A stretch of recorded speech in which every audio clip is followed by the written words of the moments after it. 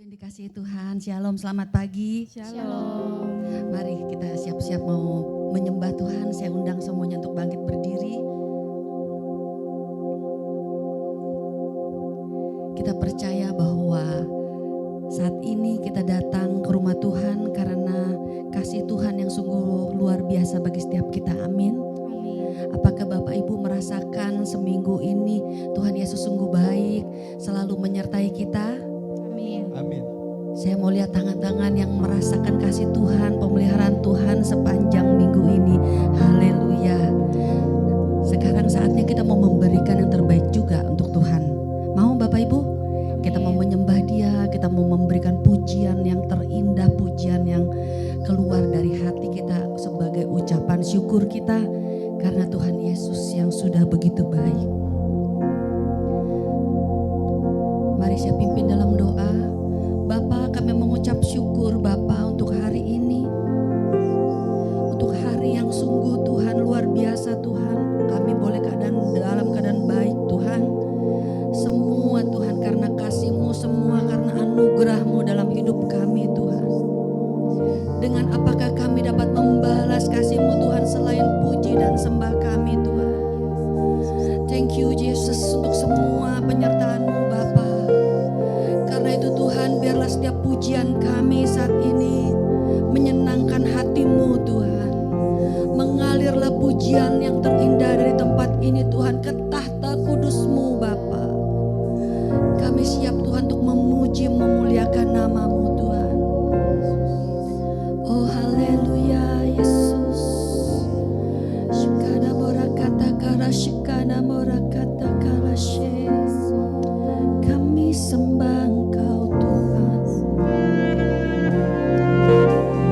Pujilah nama-Mu Yesus. Shikana morakata kara, shikana morakata kara. Haleluya.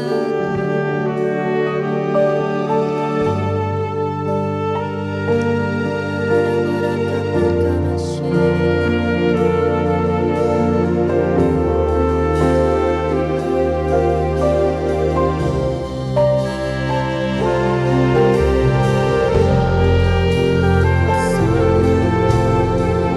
Kau yang terindah di dalam kami Tuhan.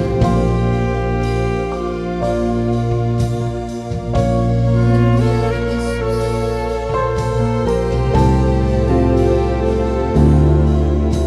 Kami bawa Tuhan persembahan pujian kami Tuhan di hadapan-Mu Tuhan. Ku bawa kepadamu. Ku bawa kepadamu, oh Tuhan, persembahanku ini. Ku ingin Engkau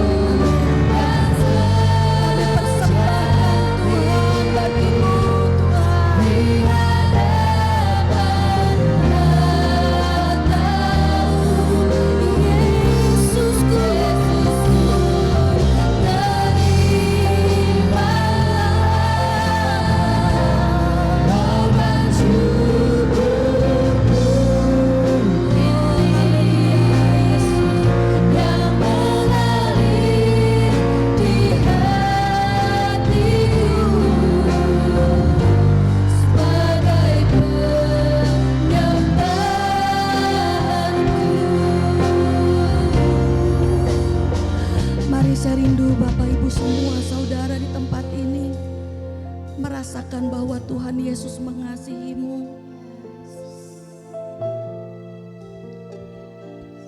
Persembahkanlah pujian yang terbaik bagi Dia. Tuhan rindu mendengar yang terbaik darimu. Shikada borakata karash, shikada borakata karash. Mari angkat suaramu, mari buka suaramu, naikkan pujian ini. Shikada borakata patakara, shikada borakata kara, shikaya rada borakata karas. Bapa, kami rindu Tuhan memujimu lebih lagi Tuhan. Sebagai penyembahanku, takkan pernah ku bawa. Amin Tuhan. Ini kami umat-Mu Tuhan yang rindu Tuhan menyembah-Mu Tuhan. Yang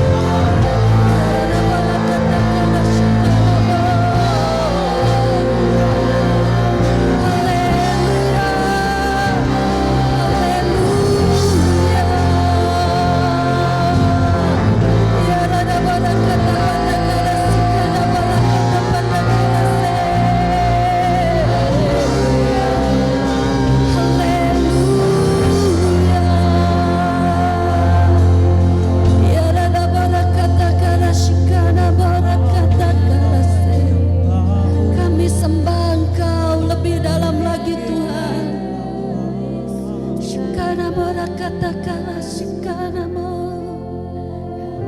Haleluya Yesus. Shikada bora katakanlah shikada bora katakanlah.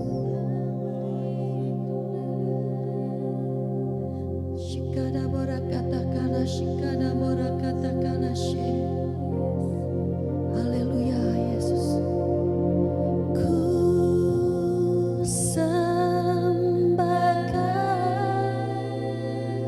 dalam roh dan kebenaran, kami sembah Engkau Tuhan. Ku sembah Kau dalam roh dan kebenaran, tak seorang pun jua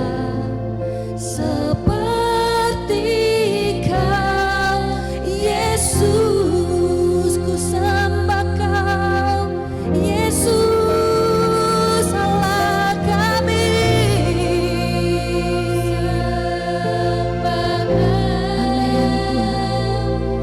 Dalam roh dan kebenaran, kami sembah Engkau Tuhan. Ku sembah Kau dalam roh dan kebenaran, tak seorang pun jua seperti Kau, Yesus. Mari sembah, kami sembah Engkau Tuhan.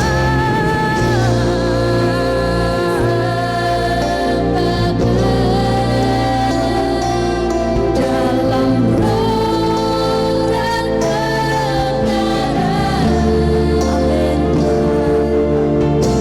Ku sembah Kau dalam roh dan kebenaran, takkan tak seorang pun seperti Kau, Yesus. Seperti Kau, Yesus. Mari sembah Dia lebih lagi. Ku sembah Kau, ku sembah Kau.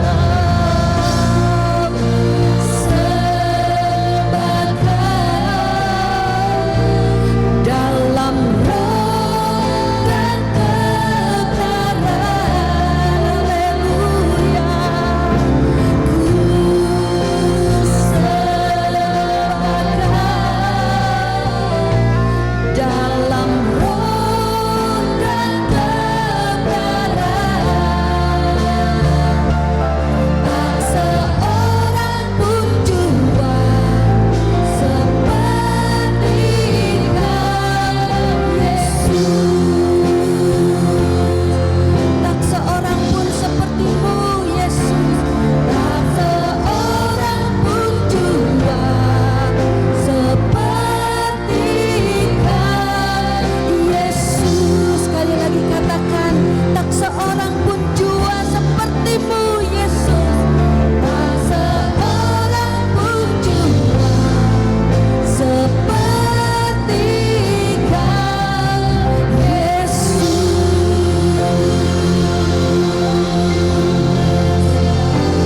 Amin.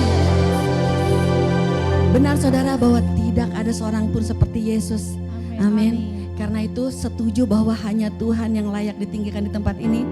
Biarlah hanya nama Dia yang kita muliakan, kita masyurkan, kita besarkan. Mari angkat pujian ini, besarlah Tuhan.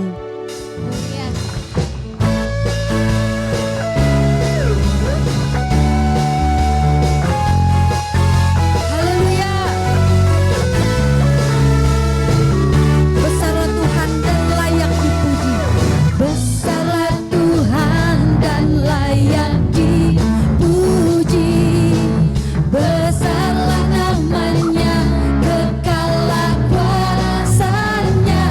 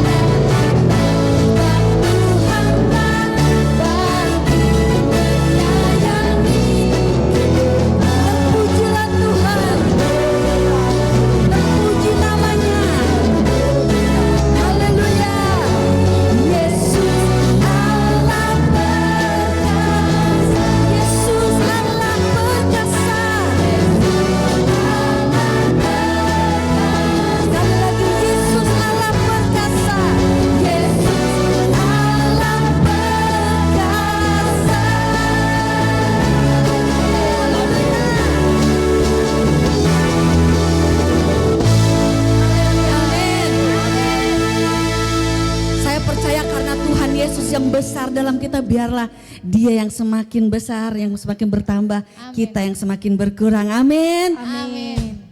Hidup kita ada di dalam Dia.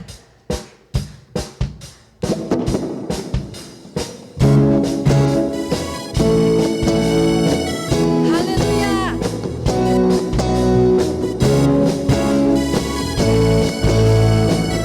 Hidupku bukannya aku lagi.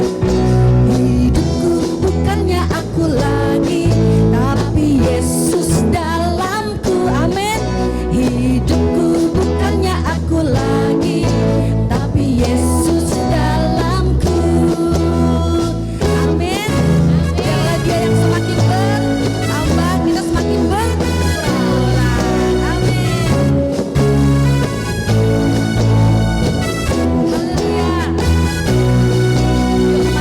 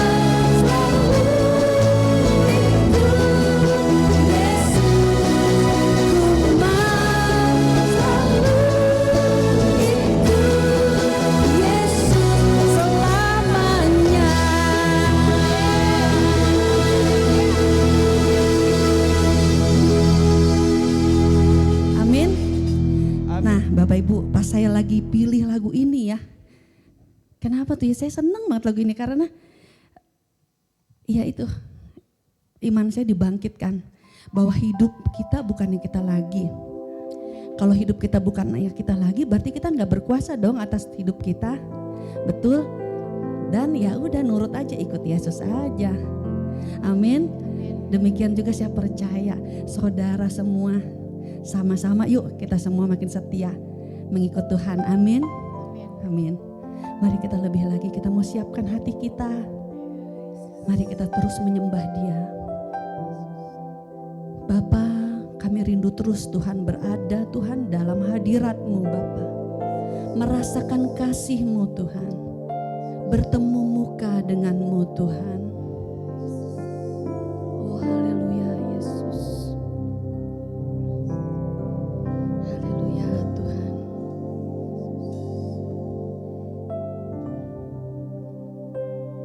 Ya Yesus. Haleluya.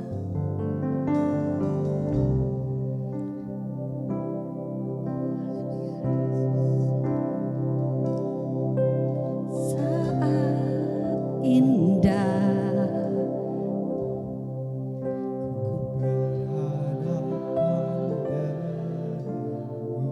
amin Tuhan.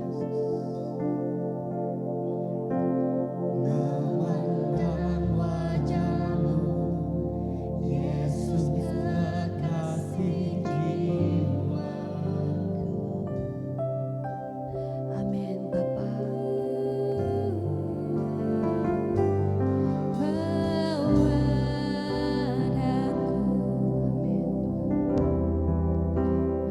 Erat dalam pelukan-Mu,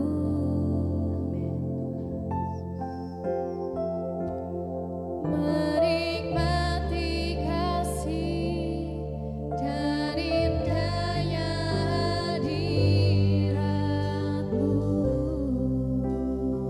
Hadirat-Mu Tuhan. Hadirat-Mu Tuhan, ku rasakan Kekudusan-Mu Bapa. kekudusan-Mu Bapa, penuhiku. Ku rindu selalu Tuhan. Rindu selalu Diam di dalam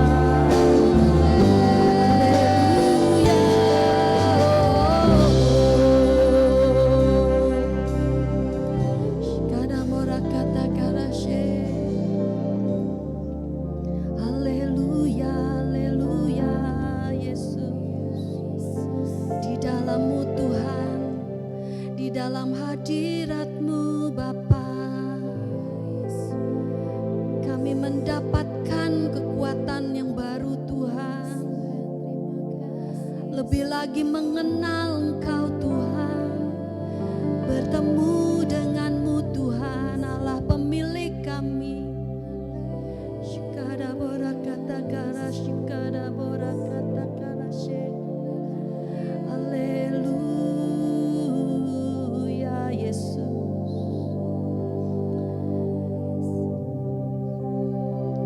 Bapa, kami mau terus Tuhan tinggal tenang di dalam hadirat-Mu Tuhan. Kami percaya Engkau yang telah bajak hati kami Tuhan. Sehingga sebentar Tuhan saat firman-Mu ditaburkan Tuhan, kami boleh menerimanya Tuhan.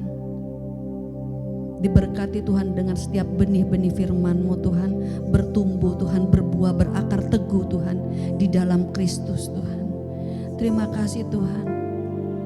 Roh Kudus teruslah bekerja di tengah kami, jamah kami, lawat kami, lembutkan hati kami Tuhan. Kami buka Tuhan seluas-luasnya Tuhan untuk Engkau bentuk kami Tuhan. Terima kasih ya Roh Kudus, kami percaya urapan-Mu ada di tengah kami. Di dalam nama-Mu Bapa kami mengucap syukur, haleluya, amin. Mari sebentar kita juga akan menjalankan persembahan. Mari saya akan pimpin dalam doa. Bapa, kami juga bersyukur Tuhan untuk setiap berkat yang Kau berikan pada kami. Dan kami juga Tuhan rindu Tuhan untuk memberkati tempat ini, memberkati pekerjaan-Mu Tuhan, memberkati pelayanan di tempat ini Tuhan. Kami percaya Tuhan Kau tak pernah biarkan kami berkekurangan Tuhan. Karena itu Tuhan kami mau Tuhan memberikan yang terbaik Tuhan bagi-Mu saja Tuhan. Terima kasih Tuhan, dalam nama-Mu kami mengucap syukur, haleluya, amin.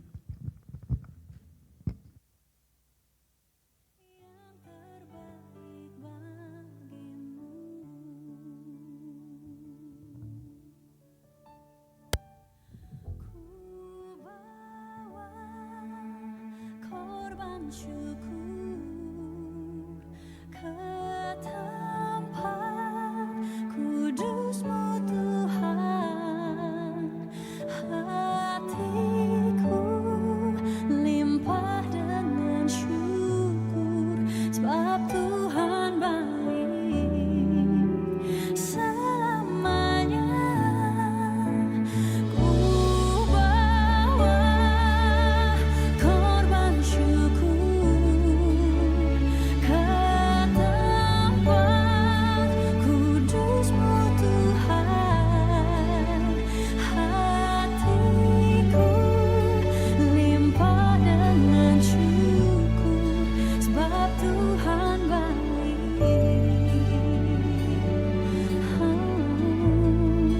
sebab Tuhan baik.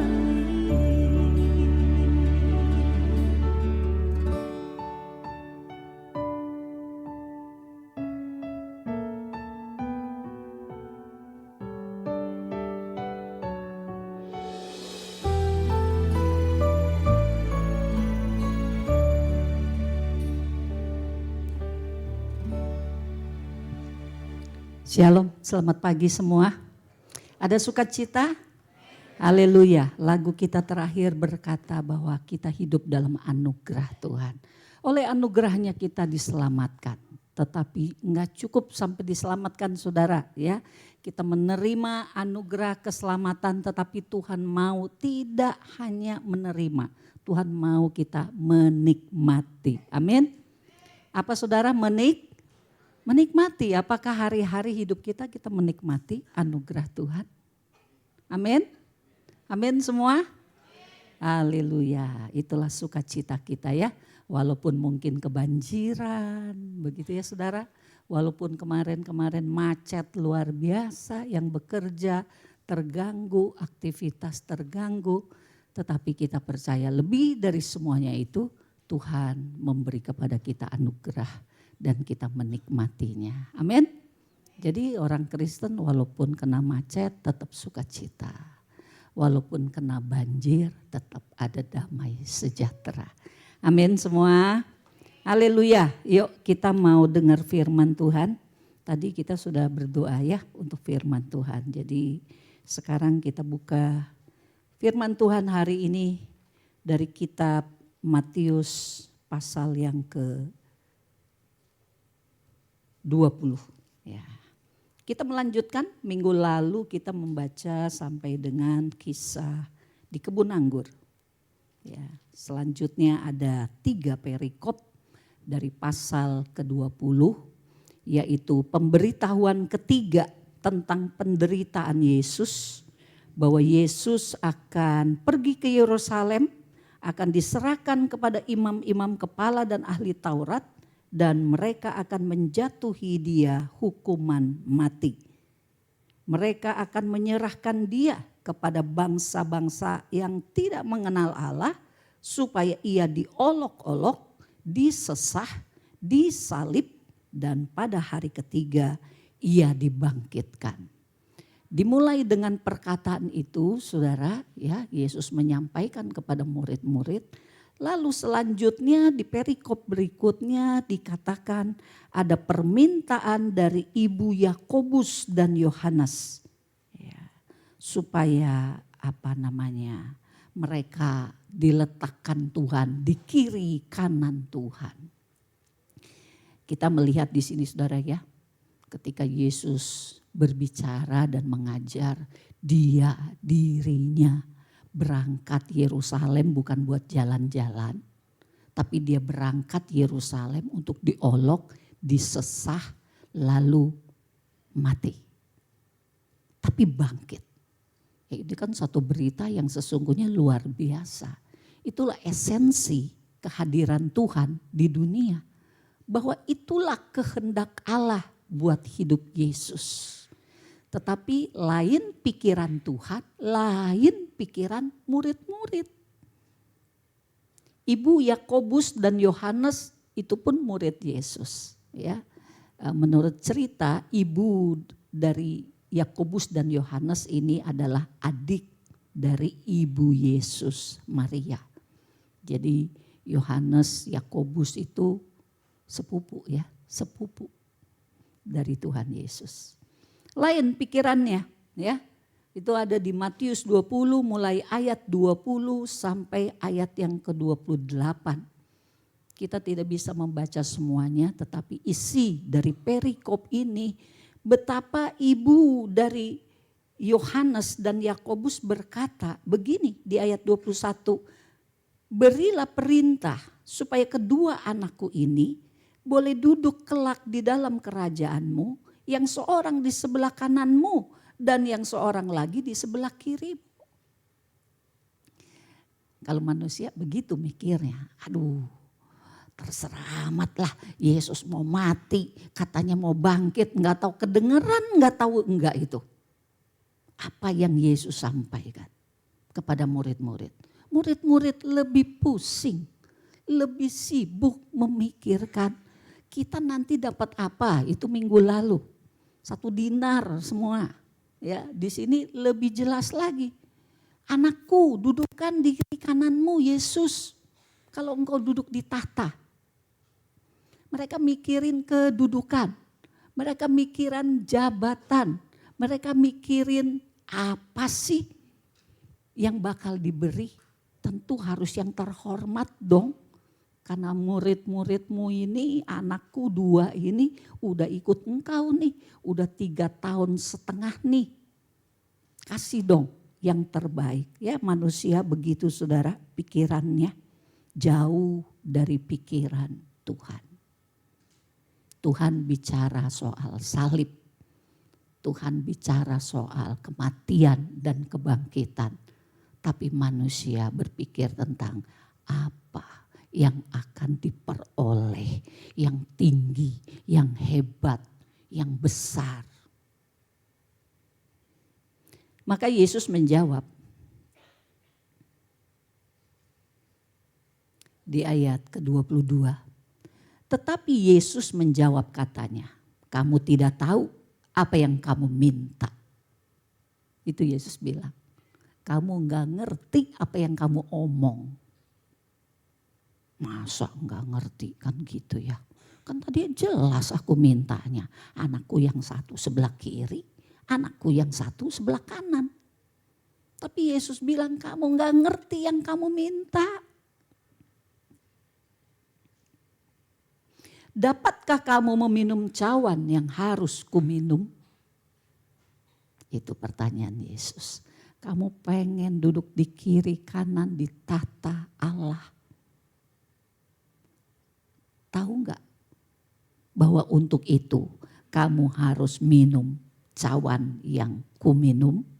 Lalu mereka jawab apa? Kami dapat. Inilah yang Yesus bilang, kamu nggak ngerti yang kamu omong. Ya, kamu nggak mengerti pikiranku. Kamu tak tahu pikiran Tuhan.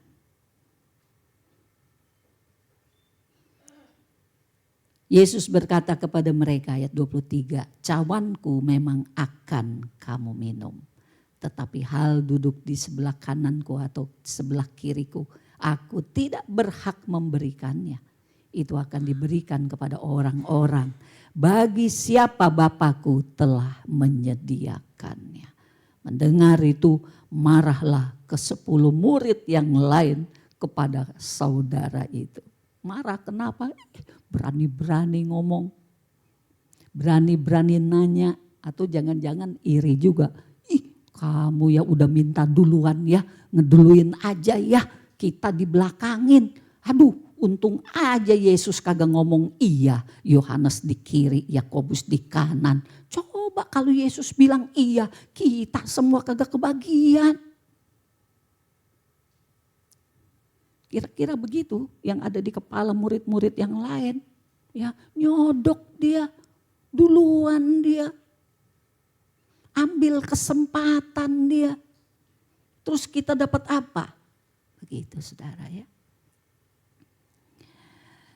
Tetapi Yesus memanggil mereka lalu berkata, kamu tahu bahwa pemerintah-pemerintah bangsa-bangsa memerintah rakyatnya dengan tangan besi.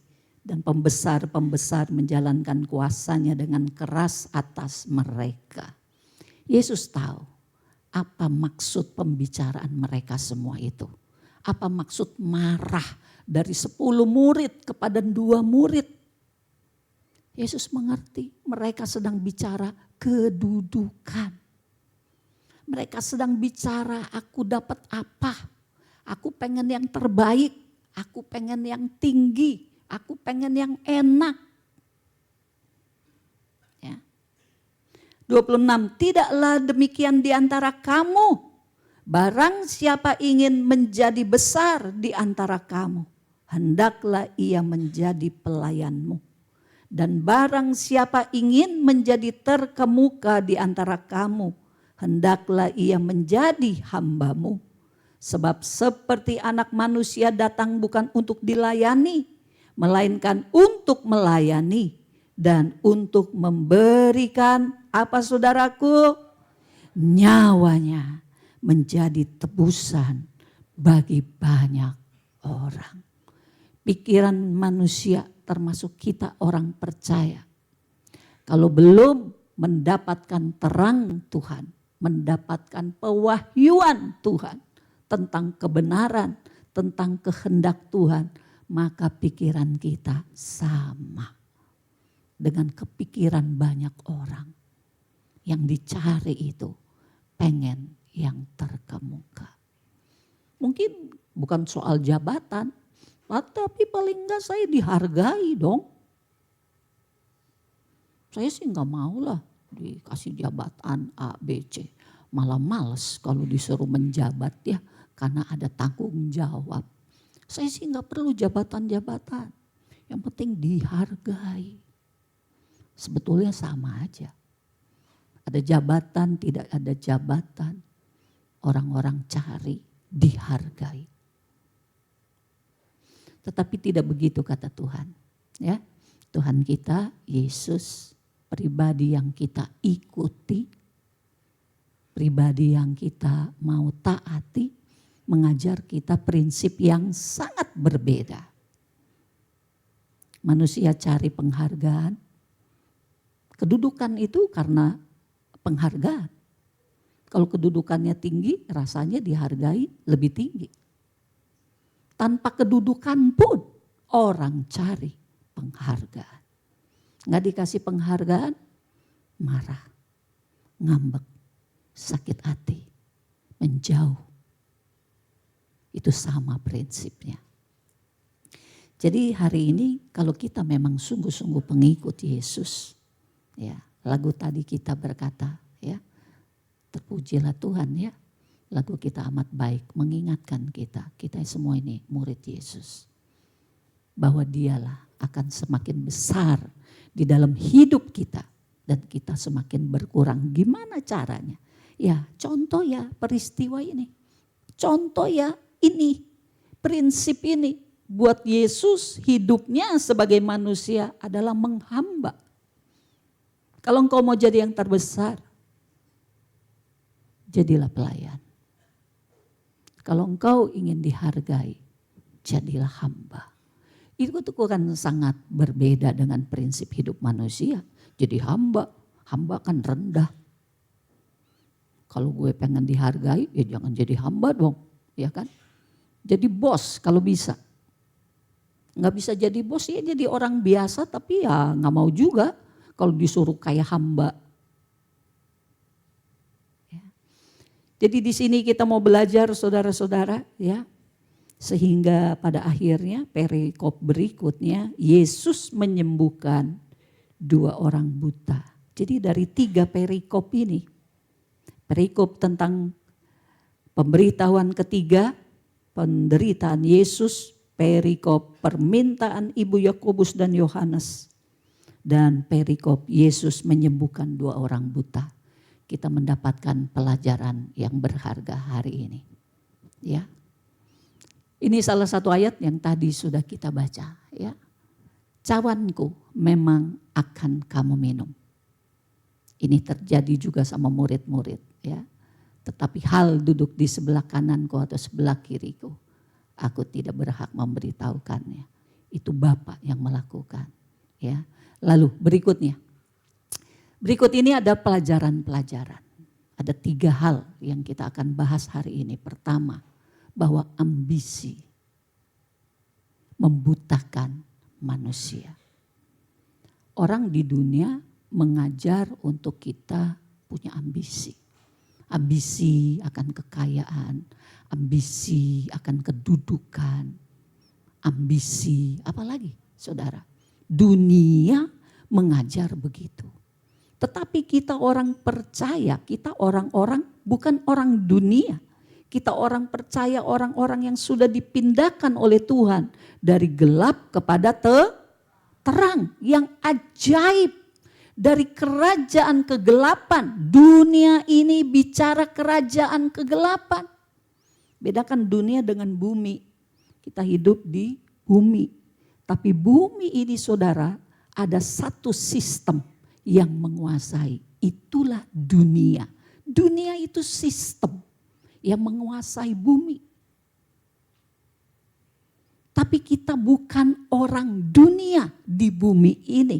Kita orang sorga, kita orang kerajaan sorga yang sudah dipindahkan Tuhan dari gelap kepada terang yang ajaib. Amin semua. Kedudukan kita adalah umat kerajaan sorga di bumi ini. Kita bukan orang dunia. Kita sudah dilepaskan Tuhan dari dunia ini. Tuhan sudah bebaskan kita. Tuhan beri kita keselamatan. Maka Tuhan minta jangan hanya engkau terima selamat. Tetapi nikmatilah keselamatan yang Tuhan beri. Sehingga kita hidup tidak lagi di bawah sistem dunia. Sistem dunia ini jahat. Sistem dunia ini bobrok. Ekonominya wah. Ya. Apalagi sekarang ekonominya sudah global, mendunia. Betapa bobroknya. Jadi saudaraku, Tuhan ingatkan kita orang-orang kerajaan sorga. Ya, ambisi ini sangat berbahaya. Bagi hidup kerajaan kita harus mematikan ambisi kedudukan, jabatan. Siapa lebih tinggi, siapa lebih mampu. Di rumah tangga, suami istri bukan untuk bersaing. Siapa lebih mampu, siapa lebih hebat. Lu apa gue, bukan begitu. Di gereja juga sama. Kita bukan bilang siapa yang kedudukannya lebih tinggi, siapa yang lebih hebat, siapa yang lebih mampu. Dia dibanding gue, bagusan gue tuh. Kenapa dia yang dipilih duduk jadi ketua komisi? Gak pada tahu aja gue. Mungkin ada yang berbicara seperti itu. Ataupun kita yang sekarang jadi pengurus, kita yang sekarang jadi pemimpin, jangan juga punya anggapan kita lebih dari yang lain. Amin. Karena ambisi itu dari dunia. Di dalam kerajaan sorga tidak ada ambisi seperti itu, saudaraku. Mencari kedudukan, membicarakannya saja sudah memalukan. Bicara. Kayaknya lu dibanding dia bagusan lu. Kenapa ibu gembala enggak pilih lu? Dia lagi. Kok gue enggak? Kok lu enggak? Padahal bagusan lu. Lu kan begini. Dia mah payah. Saudara, membicarakan kedudukan itu memalukan di dalam kerajaan sorga. Karena bukan itu yang Yesus ajar. Itu aib. Mungkin gak ada orang lain yang dengar, tapi Tuhan dengar. Betul saudara? Tuhan tahu sampai ke hati kita. Belum diomongin, udah kepikir nih. Udah terlintas nih di hati. Itu memalukan. Itu aib. Bukan cuma urusan gereja, urusan di rumah aja. Suami istri. Pak hebat-hebat. Pak pinter-pinter. Kalau perlu disaksikan sama anak-anak. Nak, duduk diam di situ ya. Dengerin nih papa sama mama sedang berdebat. Ayo, pinteran siapa? Beneran siapa omongannya? Itu memalukan. Itu aib di dalam kerajaan sorga. Yang ketiga, semua berambisi terbesar. Apa lagi? Oh bukan, saya mah ambisinya bukan terbesar, terhebat, terkaya. Tapi terapa? Tersabar, terendah hati, apa ya? Saya mah bukan yang ke atas, yang ke bawah. Sama saja saudara. Sama saja, itu pun kesombongan. Nih lihat dari antara semua, siapa yang paling rendah hati? Gak pada tahu aja. Sama. Siapa yang paling mau menghamba? Coba bandingin si A, si B sama gue. Gue kan, gue. Gak pada tahu. Sama.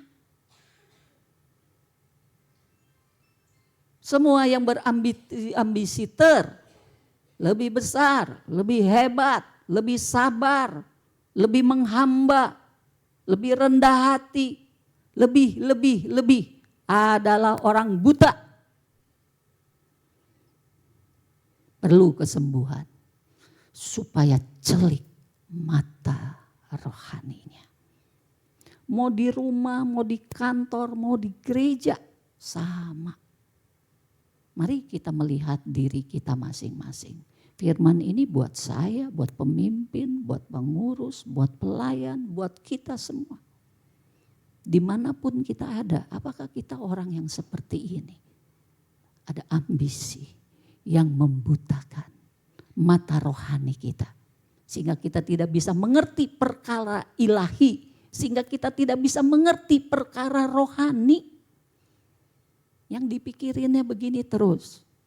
Oke, berikut. Ini yang pertama ya, ambisi membutakan manusia. Berikutnya. Yuk. Ini ayat dari Wahyu 3 ayat 17. Ini tentang gereja saudaraku. Mari kita baca sama-sama, kelihatan? Kita baca ya, 1, 2, 3. Karena engkau berkata, aku kaya dan aku telah memperkayakan diriku.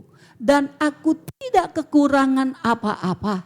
Dan karena engkau tidak tahu bahwa engkau melarat dan malang, miskin, buta dan telanjang. Supaya engkau membeli daripadaku dan lagi minyak untuk melumas matamu. Supaya engkau dapat melihat. Jadi kalau orang di dalam hidupnya ambisinya itu menguasai dia, menguasai pikiran, hati, sampai kepada sikap dan perilaku, saudara. Itu sesungguhnya orang yang buta secara rohani.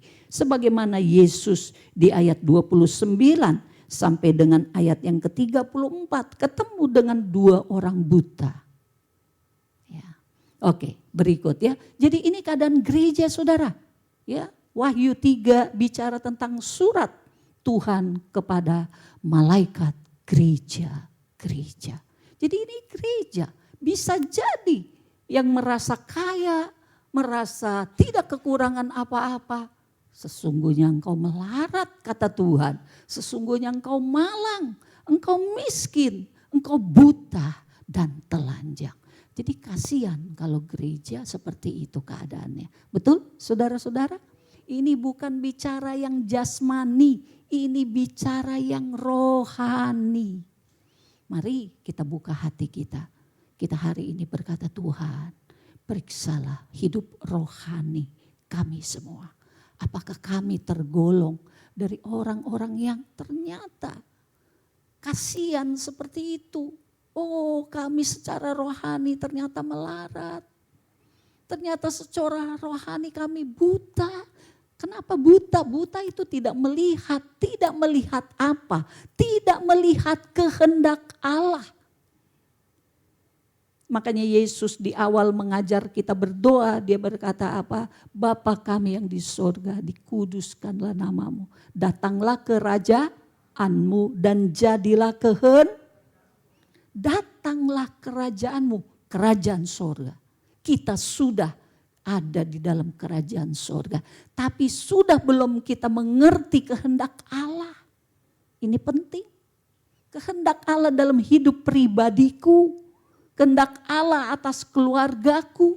Kehendak Allah atas gerejaku. Kehendak Allah atas pelayananku. Sudahkah kita mengerti? Atau jangan-jangan kita buta. Atau enggak sampai buta kayaknya Tuhan saya, tapi ya rabun lah. Kadang saya ngerti tapi banyak kali saya juga bingung. Ya itu rabun. Tetap butuh kesembuhan dari Tuhan Yesus. Jadi daripada kita pongah, sombong, merasa sudah kaya secara rohani. Lebih baik kami masih kurang Tuhan. Amin. Amin. Mungkin kami tidak buta tapi rabun akan kehendak-Mu. Lebih baik kita mengaku supaya kita luaskan Tuhan bekerja dalam hidup kita. Oke, berikut. Bagian kedua. Buta rohani itu perlu disembuhkan. Jadi ada jalan. Tuhan Yesus memberikan jalan. Bagaimana gerejanya, umat-umatnya, keluarga-keluarga di dalam hidup kita bisa disembuhkan. Ya. Poin pertama, mata batinia kita tidak bisa lihat perkara rohani atau kehendak Allah. Pada dasarnya, di awal kita semua tidak mengerti kehendak Allah. Contohnya itu, ibu dari murid-murid. Si ibu itu pun tentu murid Yesus. Tapi gak ngerti Tuhan ngomongnya apa. Mereka nanggepinnya lain. Tuhan ngomong perkara rohani. Mereka nanggepinnya selalu jasmani. Jiwa nih. Nah, Tuhan kasih cara. Dari Matius yang ayat ke-29 dan 30. Matius, saya bacakan dulu ya. Matius 20 ayat 30. Ada 2 orang buta yang duduk di pinggir jalan mendengar. bahwa Yesus lewat, lalu mereka berseru, Tuhan, Anak Daud, kasihanilah kami. Tetapi orang banyak itu menegur mereka supaya mereka diam. Namun mereka makin keras berseru, katanya, Tuhan, Anak Daud, kasihanilah kami. Ini orang buta yang sadar bahwa dia buta. Masih lumayan saudara. Kalau buta sadar dia buta. Yang paling kasihan itu buta tapi enggak sadar kalau dia buta. Betul enggak? Itu paling kasihan. Seperti yang tadi di Wahyu. Itu kan surat Tuhan kepada jemaat di Laodikia. Kamu enggak tahu kalau kamu buta, melarat, miskin dan telanjang, kamu pikir kamu kaya. Wah, itu paling kasihan. Jemaat-jemaat Laodikia paling kasihan.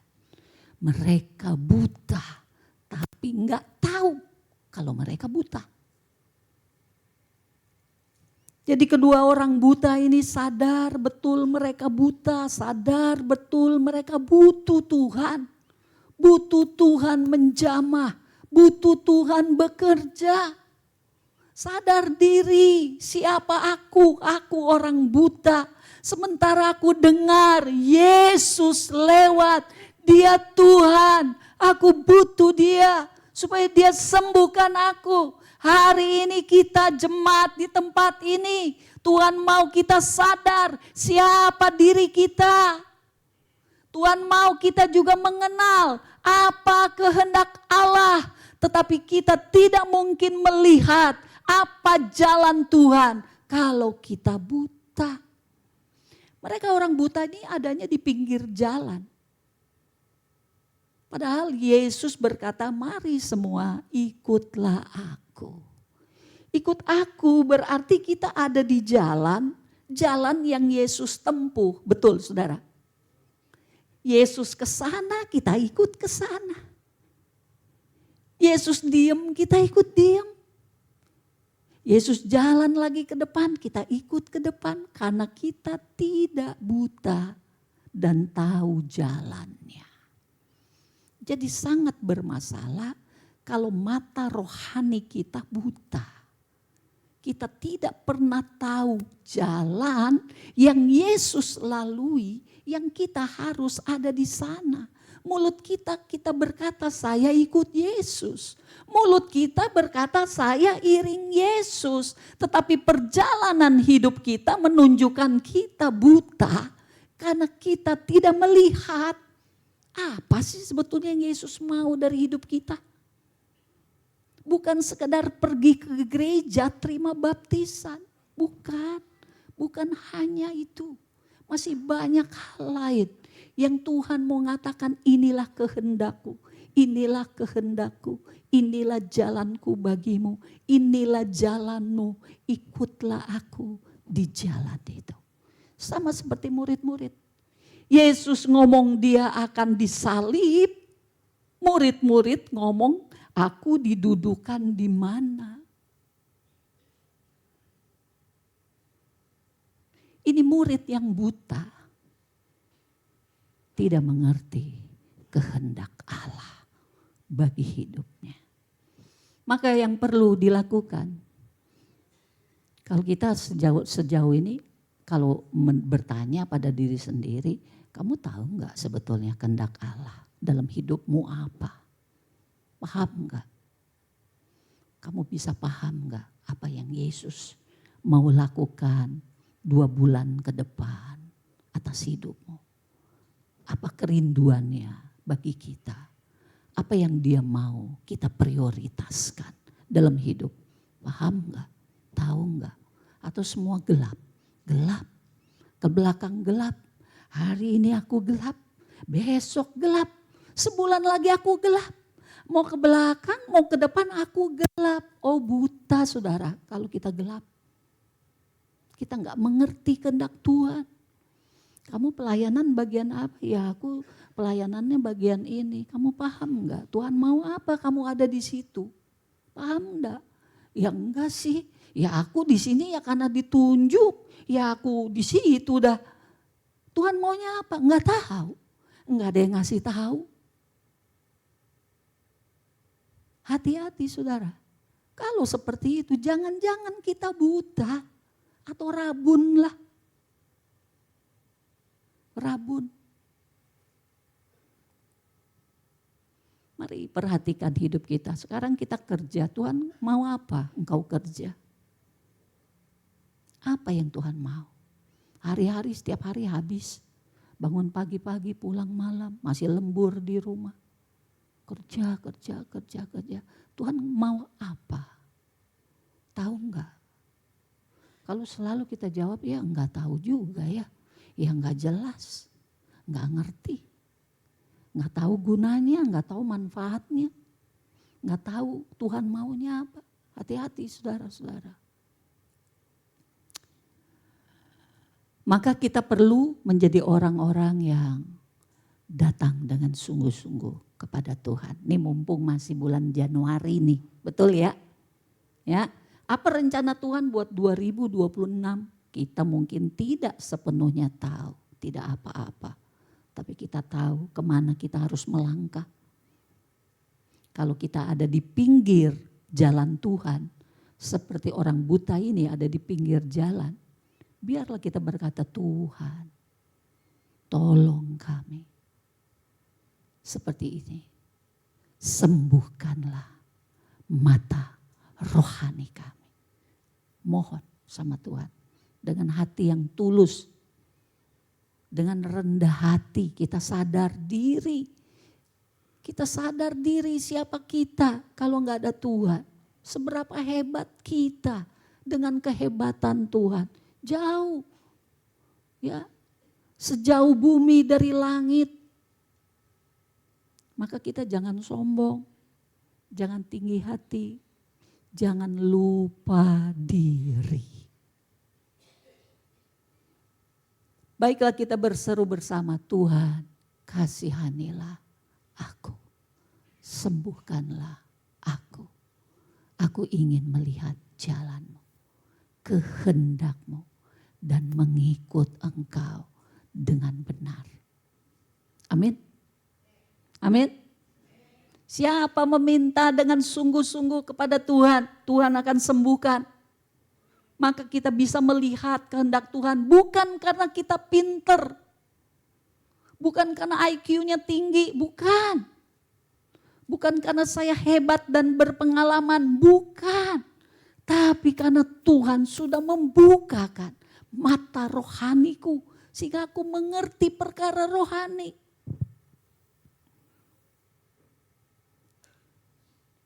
Dengar khotbah, aduh ngomong apa sih, gue kagak ngerti tuh khotbah. Iya sih bener dia ngomongnya dari Alkitab, tapi baca Alkitab aja gue kagak ngerti. Udah diulang, kagak ngerti. Saudara, baca Alkitab itu perkara rohani. Mintalah kepada Dia. Sembuhkanlah aku Tuhan, sembuhkan mataku. Ya, ini doa dari dua orang buta itu. Mereka sungguh-sungguh meminta kepada Tuhan. Maka Dia pasti akan menjamah dan memulihkan penglihatan rohani kita. Sehingga kita dapat mengenal Dia. Baca firman, jadi ada kehidupan. Firman itu berbicara dan hati kita menangkap. Pengertian-pengertian, oh iya ya. Oh aku bisa memahami nih sekarang baca firman maksudnya apa. Terima kasih Tuhan. Ada kehidupannya ya yang bisa kita lihat. Sehingga ketika melihat zaman, melihat peristiwa yang datang kepada hidup kita, cobaankah, pergumulan yang beratkah, kita pun bisa melihat. Oh aku paham Tuhan, walaupun gak enak bagiku, tapi aku mengerti maksud-Mu dengan peristiwa ini. Amin, saudaraku. Maka tadi kita nyanyi di saat susah, di saat senang, ya kita tetap mau percaya Tuhan, mau ikut Dia, membiarkan Dia lebih banyak dalam hidup kita, kita semakin berkurang-kurang. Itu bicara soal yang rohani, bahwa mata rohani kita disembuhkan, telinga rohani kita disembuhkan, sehingga kita bisa peka suara roh yang lembut itu. Ketika Dia bicara, kita dapat menangkap. Ketika Tuhan menunjukkan sesuatu, kita dapat melihat secara rohani. Itu penting buat kita, umat kerajaan sorga. Karena kerajaan sorga tidak bisa kelihatan oleh mata yang jasmani, betul? Kerajaan sorga di muka bumi hanya bisa kita lihat di dalam mata yang rohani, saudara-saudara. Jadi penting sekali bahwa mata rohani kita harus disembuhkan untuk bisa melihat jalan Tuhan kehendaknya. Dia pasti menjamah kita sehingga kita dapat melihat, dipulihkan penglihatan kita sehingga kita mengenal Dia dan diri kita sendiri dengan benar. Kalau kita kenal siapa diri kita, emang siapa aku? Aku manusia, aku ciptaan. Tidak ada sedikit pun aku berani untuk sombong. Aku berani untuk bilang, Tuhan, Engkau taruh aku di mana nanti di kerajaan sorga. Di kirimu itu yang paling pantas, Tuhan. Kita tidak akan pernah berani berkata seperti itu. Itu sesuatu yang memalukan. Memalukan siapa? Memalukan, aduh aku malu ngomong begitu. Karena aku sadar diriku ini siapa. Siapa aku ini? Kok berani-berani? Gitu saudara. Itu namanya kita tahu diri. Tahu diri di hadapan Tuhan. Gak berani aku bicara seperti itu. Bahkan mungkin semakin hari gak terpikirkan untuk aku bertanya seperti itu. Seperti ibu dari Yakobus dan Yohanes. Tidak akan terpikir. Karena aku tahu siapa aku. Aku sudah diselamatkan. Aku sudah hidup dalam anugerah Tuhan hari-hari ini. Aku gak berani ngomong begitu, termasuk aku gak berani marah sama Tuhan. Aku gak berani. Oh, Dia sudah beri anugerah setiap hari dalam hidupku. Aku tahu Dia tolong aku. Amin. Kita sangat hormat kepada Tuhan. Kita takut dan gentar kepada Dia. Ngomong kita ini gak sembarangan saudara. Gak sembarangan ngeluh. Gak sembarangan ngedumel. Gak sembarangan bersungut-sungut. Gak sembarangan komplain sama Tuhan. Kalau kita kenal siapa diri kita. Dan kenal siapa Dia. Tuhan.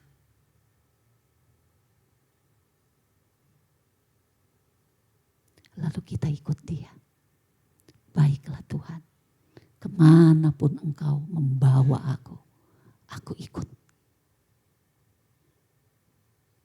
Gak lagi berbantah-bantah. Gak lagi merasa aku yang bisa menentukan. Aku mau ikut Tuhan ya terserah aku. Aku gak mau juga terserah aku. Silakan aja Bapak Pendeta, Ibu Pendeta ngomong apa. Pokoknya itu kan terserah aku. Nah yang model gini saudara, belum paham. Belum paham. Seperti apa mengikut Yesus. Amin. Lanjut, yang terakhir.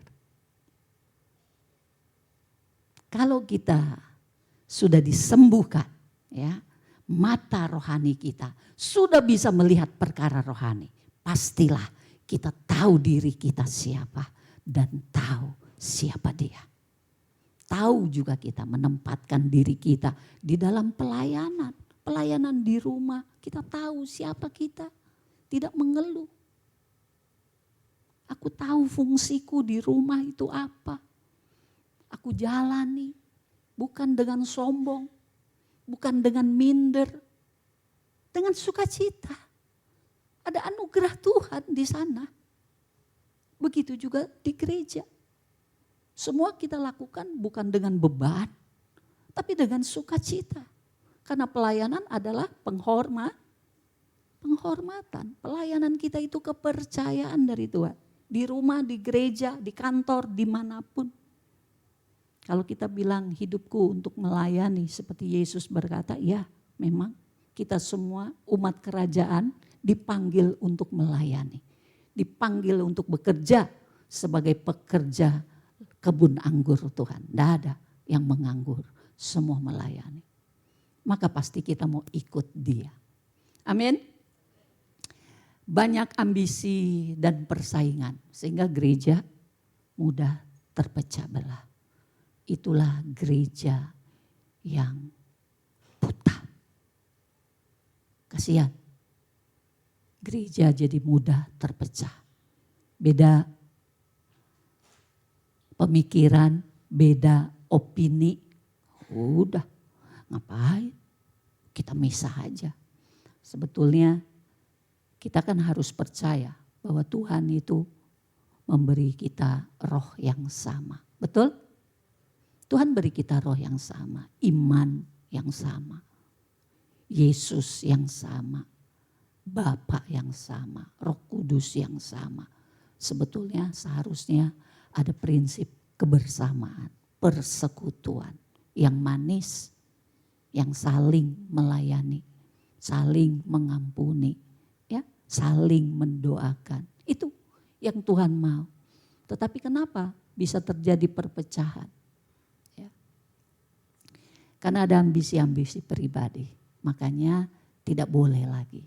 Di antara kita umat Tuhan di tempat ini. Baik di dalam gereja dan di rumah tangga kita. Jangan ada ambisi pribadi. Amin.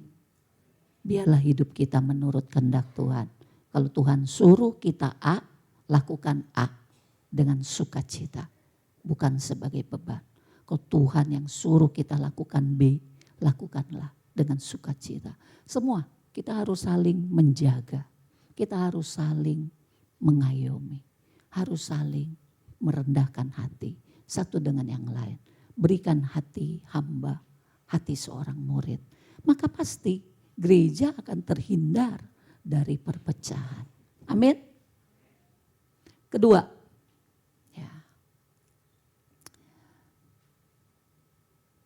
jika ingin duduk di tata,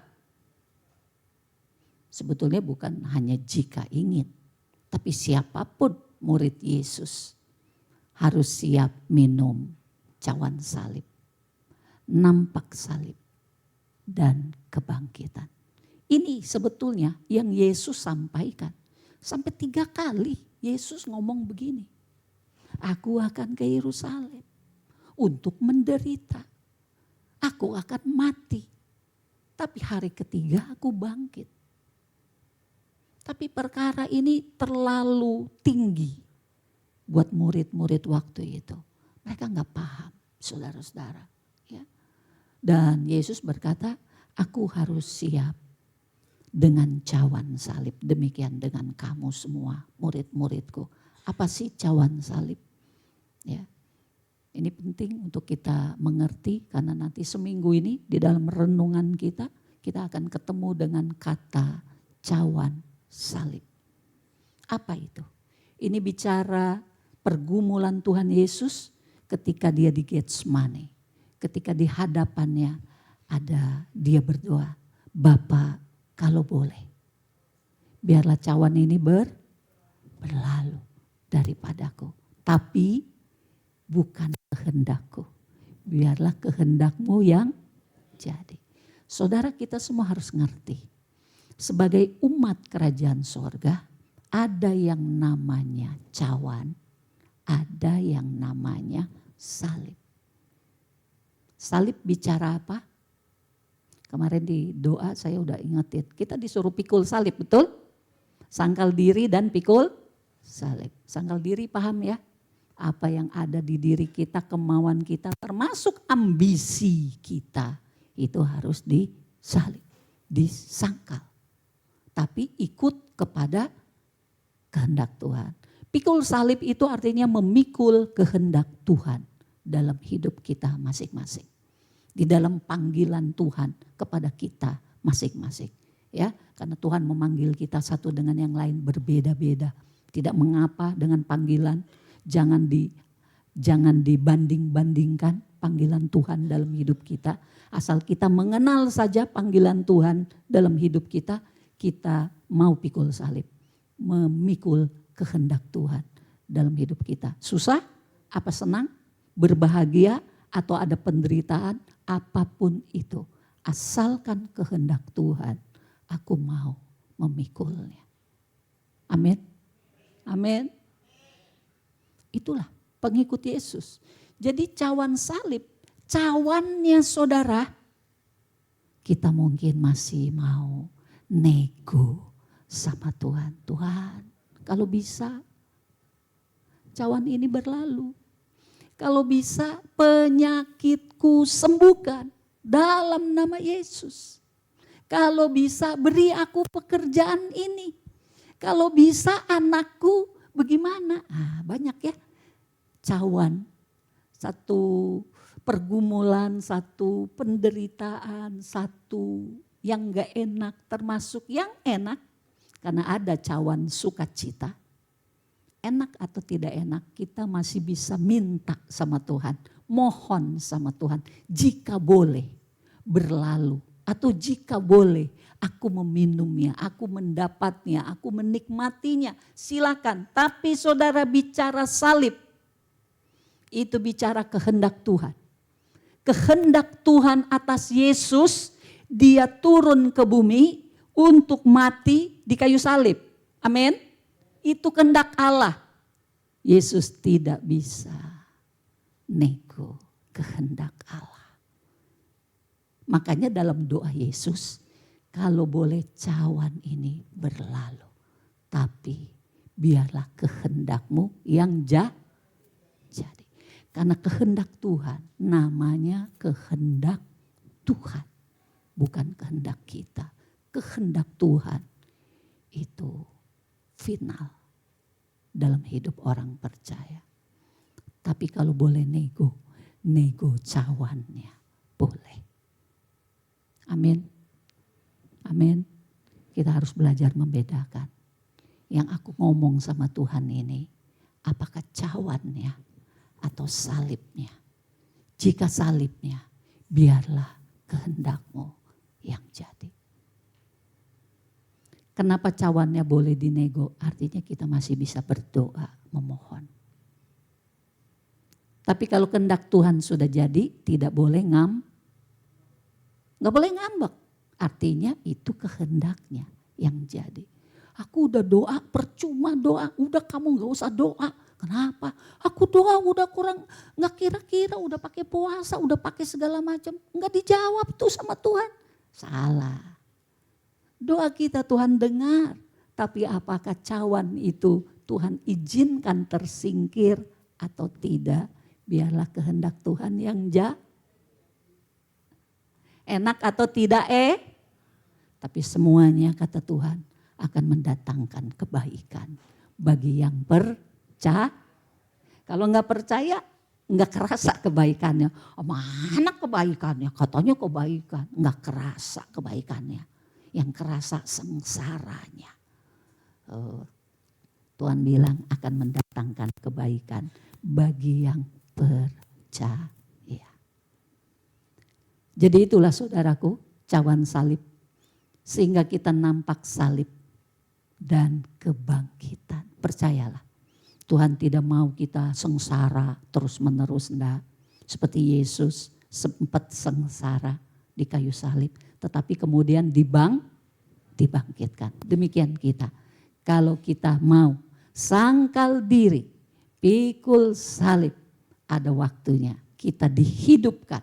Mata rohani kita dipulihkan. Kuping rohani kita juga disembuhkan.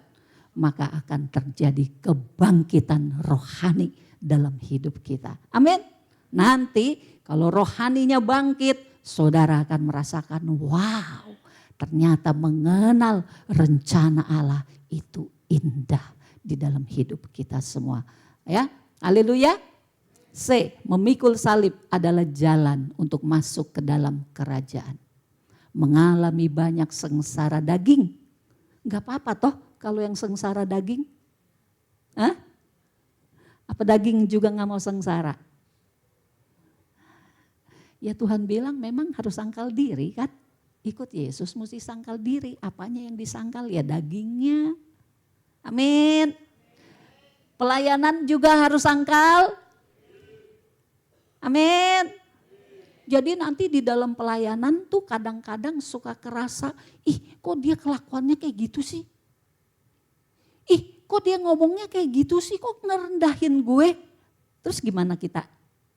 Sebel dah kalau pelayanan, bakal banyak sakit hati. Udah dah gue berhenti aja. Betul gak kalau kayak gitu? Enggak betul, karena Tuhan minta kita sangkal di. Jadi kalau ada orang kurang menghargai, maka bilang kepada dirimu, inilah dia yang Tuhan maksud dengan sangkalilah dirimu. Amin.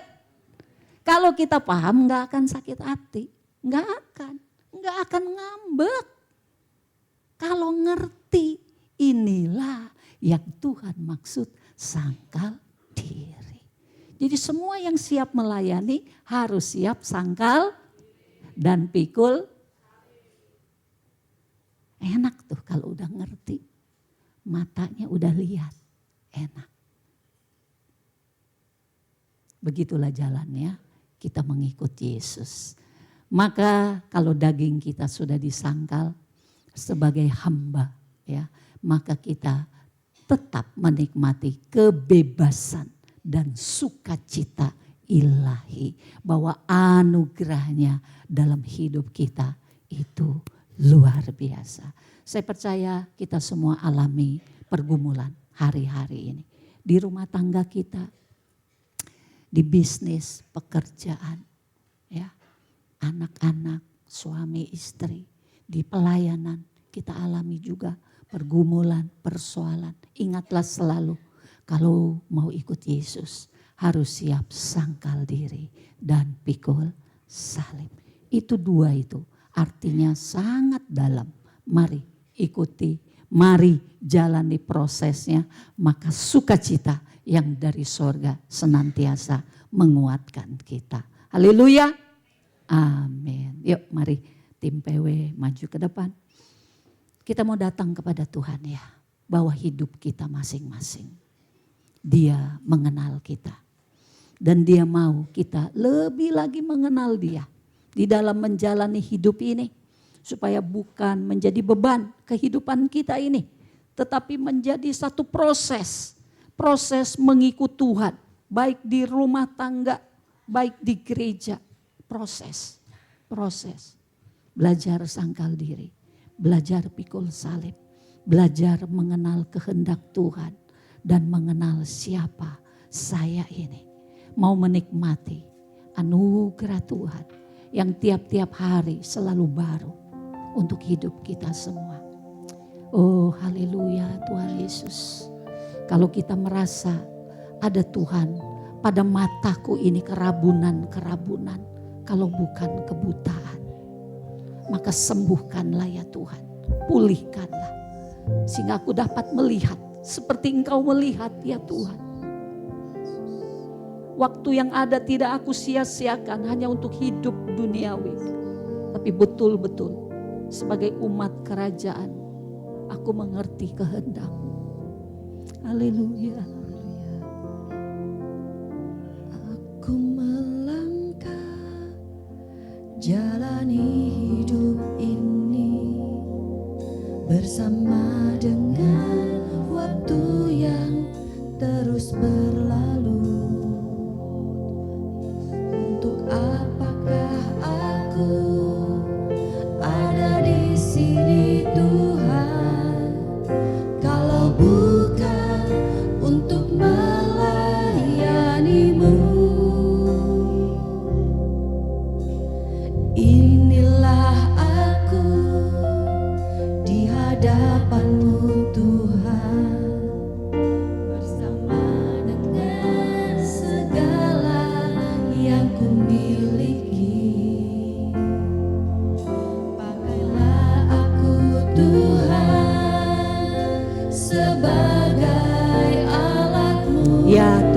Yesus. menyelamatkan jiwa yang terhilang,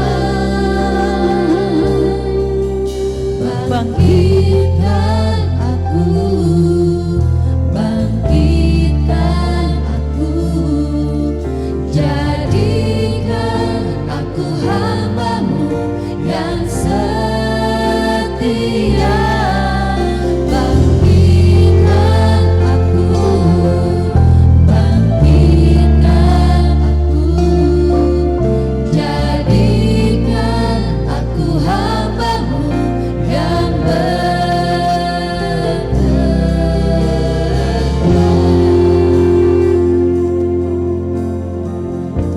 Haleluya. Jemaat nyanyikan.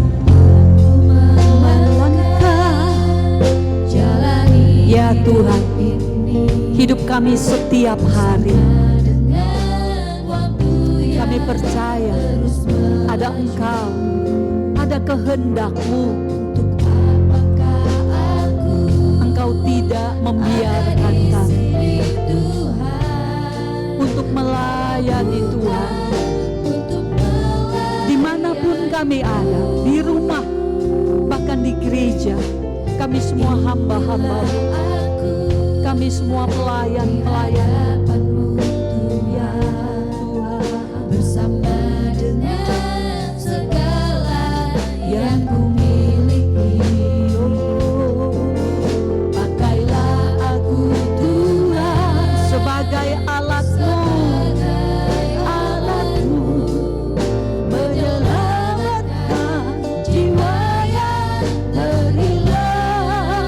sama-sama Bangkitkan aku, bangkitkan aku, jadikan aku hamba-Mu yang setia. Bangkitkan aku, bangkitkan aku, jadikan aku hamba-Mu yang benar.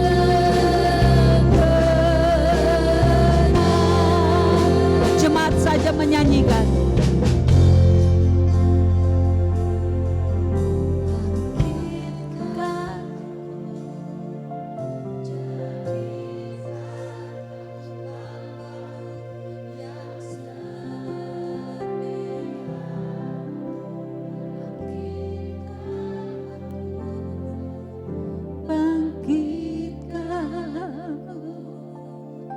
Jadikan aku hamba-Mu yang berkenan.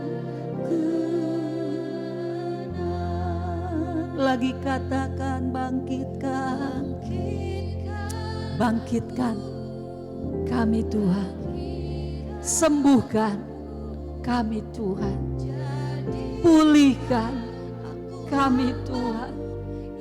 Biarlah mata kami dengan jelas bisa melihat, biarlah telinga kami dengan jelas bisa mendengar suara-Mu Tuhan, kehendak-Mu Tuhan.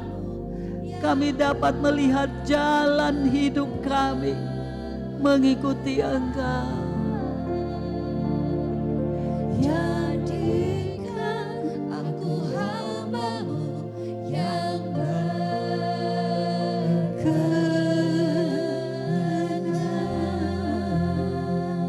Saya beri kesempatan masing-masing berdoa. Berdoa sendiri-sendiri kepada Tuhan. Mintalah kesembuhan untuk mata batin kita. Mintalah kesembuhan buat telinga rohani kita. Supaya ketika Roh berbicara, maka setiap telinga umat-Nya mendengar. Ketika Tuhan menunjukkan sesuatu, biarlah setiap umat-Nya melihat. Oh Tuhan Yesus,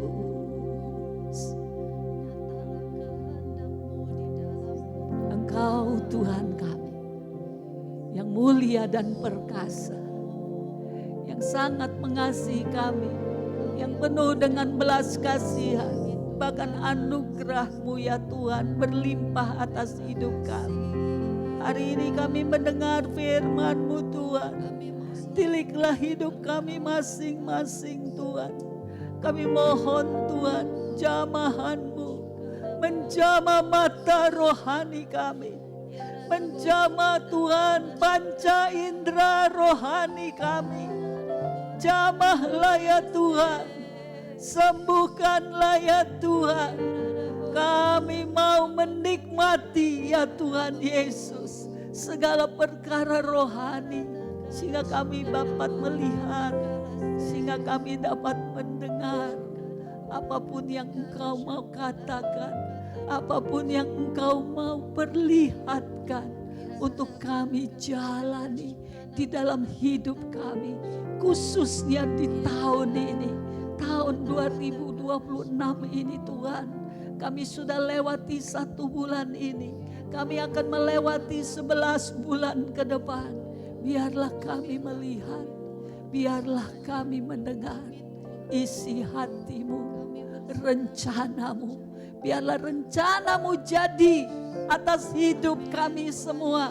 Kami menerima Tuhan anugerah demi anugerah-Mu ya Tuhan. Ketika kami Tuhan diperhadapkan dengan cawan salib-Mu, ajar kami ya Tuhan bagaimana memohon kepadamu, tetapi bertetapkan hati kami untuk menerima kehendak-Mu terjadi atas hidup kami. Kami tidak lagi menolak, kami tidak lagi mengingkari ketika kehendak-Mu dinyatakan dalam hidup kami. Kami mau dibebaskan dari segala ambisi yang duniawi. Kami mau dilepaskan dari segala pengaruh yang duniawi. Biarlah kami hidup di dalam kerajaan-Mu. Kami hidup sesuai kehendak-Mu di jalan-Mu Tuhan. Kami mau menikmatinya bersama dengan Engkau, Sang Pembebas, Sang Penyelamat, Sang Pemberi berkat dalam hidup kami. Terpujilah Engkau Tuhan kami. Di dalam nama Tuhan Yesus kami mengucap syukur. Haleluya, haleluya, haleluya. Mari semua bangkit berdiri saudara-saudara. Saya rindu memakai waktu ini saudara, berdoa berdua. Laki-laki dengan laki-laki, ya silakan tolong pengurus pelayan bergerak ya menemui jemaat berdua, yang perempuan dengan perempuan berdua, jangan bertiga, jangan berempat, berdua. Ayo saling mendoakan. Silakan bapak-bapak, ibu-ibu bergerak, semua yang di depan juga berdua. Haleluya, haleluya. Saling meneguhkan, saling mendoakan supaya semua kita hidup sesuai kehendak Tuhan dan merespon dengan benar apapun yang Tuhan mau lakukan dalam hidup kita. Semua mendatangkan kebaikan. Ayo bergerak keluar dari tempat duduk, jangan diam saja. Ayo Vero bergerak ya, cari teman. Oke, siapa lagi? Ya. Siapa lagi? Berdua. Ayo. Berdua. Haleluya, kita punya kerinduan yang sama saudara-saudara. Haleluya. Yuk silakan berpegangan tangan. Silakan berdoa. Ya, saling mendoakan, saling menguatkan.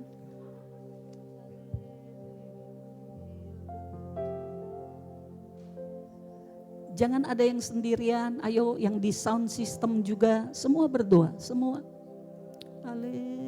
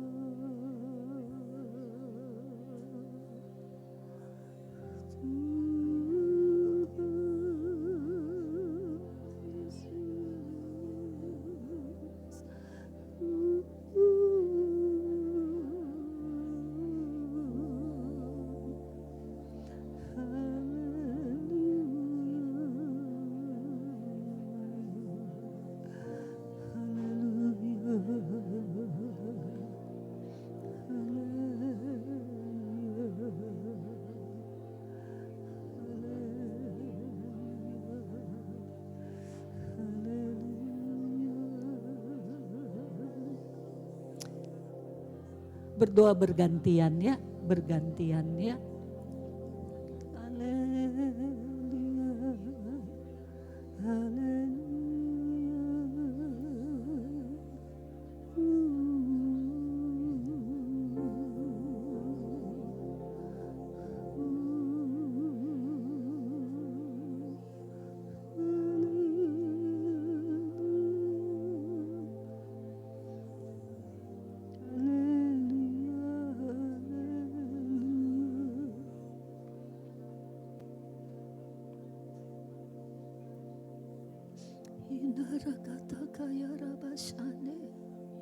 Haleluya, haleluya.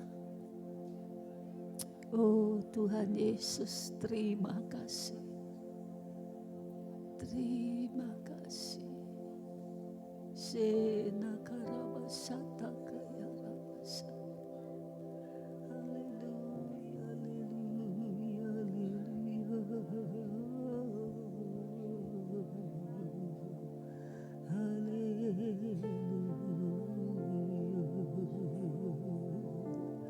Shikarata kayarabasane. Haleluya,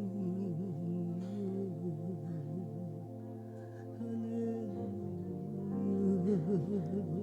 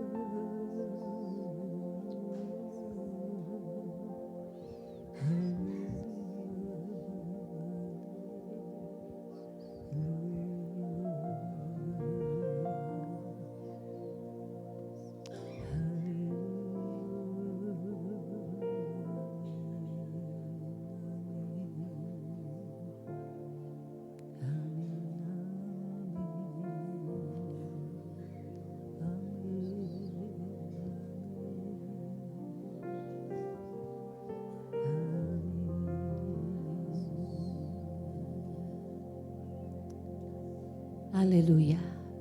Mari semuanya saya undang bangkit berdiri, saudara-saudara. Haleluya, haleluya, haleluya, haleluya.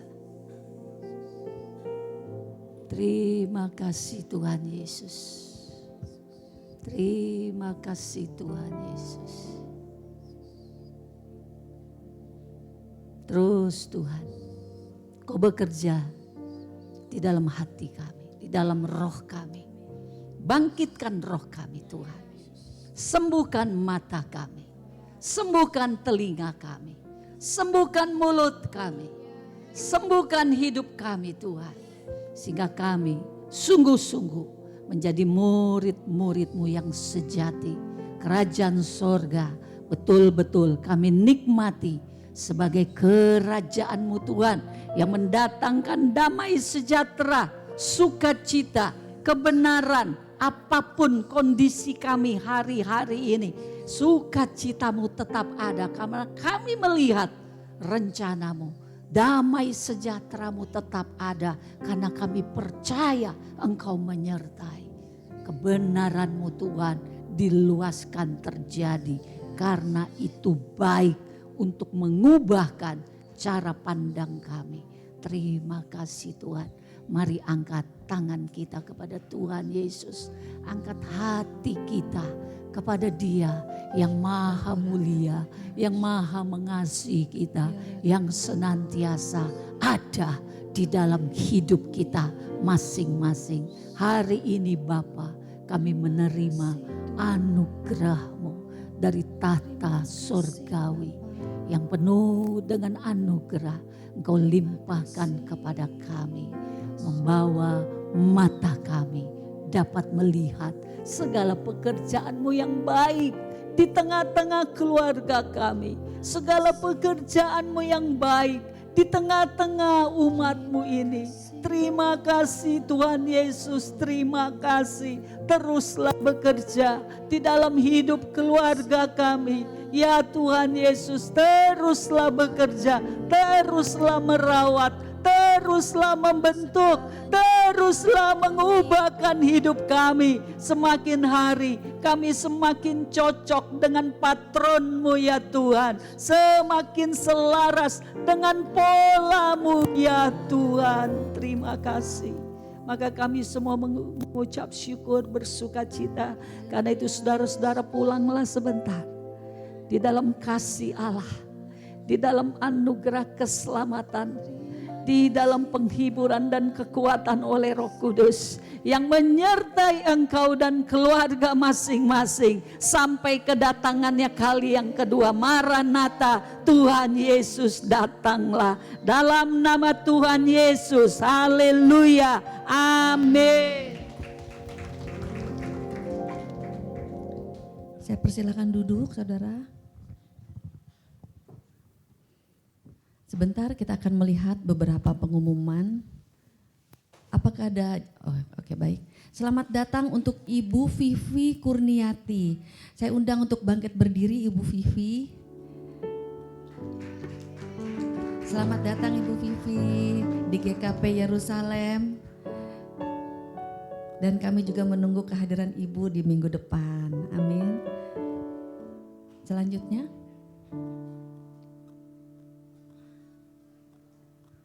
Ini pengumuman untuk laporan dana Natal yang sudah kita laksanakan tahun lalu. Pemasukannya adalah 28 juta dan realisasinya 22 juta. 206.317. Berarti sisanya ada 2.663.683 dan sisa dananya 1.788 juta. Bukan juta dong. 1.788.000. Puji Tuhan, semuanya sudah Tuhan cukupkan dan acaranya dapat berjalan dengan baik. Tuhan memberkati Bapak Ibu Saudara semua yang sudah ikut menyumbangkan dana dan saya percaya tahun ini juga akan lebih diberkati. Amin. Pengumuman selanjutnya.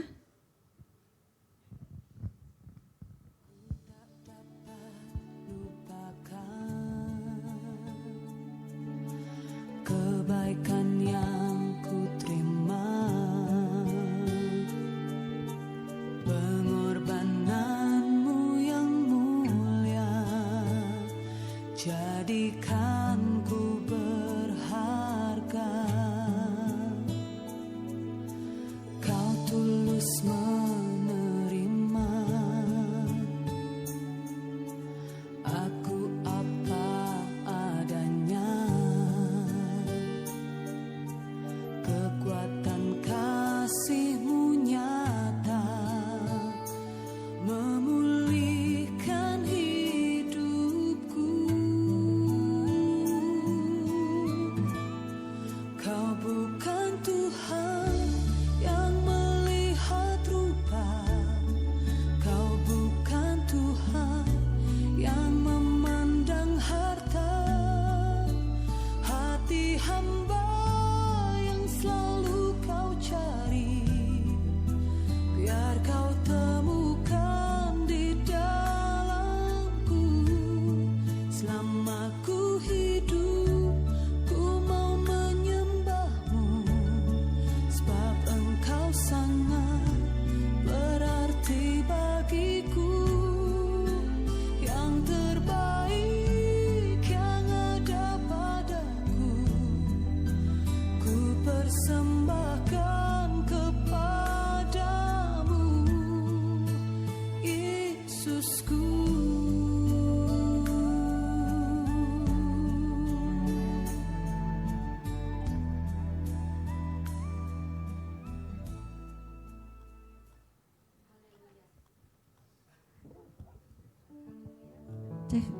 Haleluya. Mari Bapak Ibu saya undang semua untuk bangkit berdiri dan kita akan mengakhiri ibadah kita hari ini.